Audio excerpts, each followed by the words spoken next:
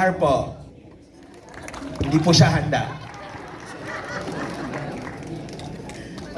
Magandang gabi ho sa inyong lahat. At ako'y natutuwa dahil nandito po kayo ay isang tanda lamang ng inyong pagmamahal sa ating nag-iisang superstar. Kasi maraming salamat po. At sana magustuhan nyo ang pelikulang ihinandog namin para sa inyo at para sa kaarawan ng ating paboritong artista.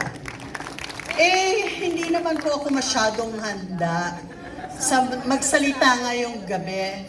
Gusto ko lang pong basahin ang isang tula ng pagpupugay para kay Nora. Humina man ang mga ilaw, mas lalong nagniningning. Ang pangalang minahal, hindi malilimutan. Nora Honor, ang tala, ang alab, isang tinig, isang mukha, sagradang pamana. Si Elsa'y kanyang naging anyo sa alikabok ng himala. Sa panalangin at paniniwala, kami kumakapit pa. Isang sigaw, hilaw, totoo, tumatagos. Walang himala, kaya't kami umagos. Kung walang himala, siya ang naging isa.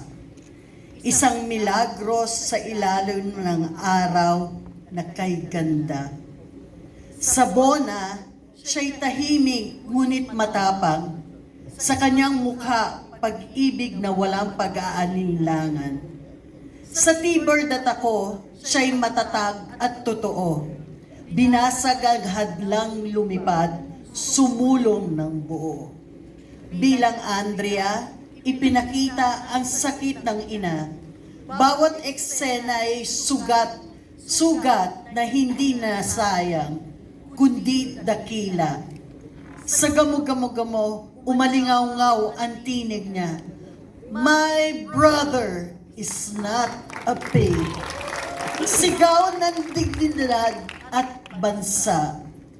Sa bawat papel, binigyan niya tayo ng paningin. Binigyan niya tayo ng paningin, ng tapang, ng buhay na sa pusong malambing.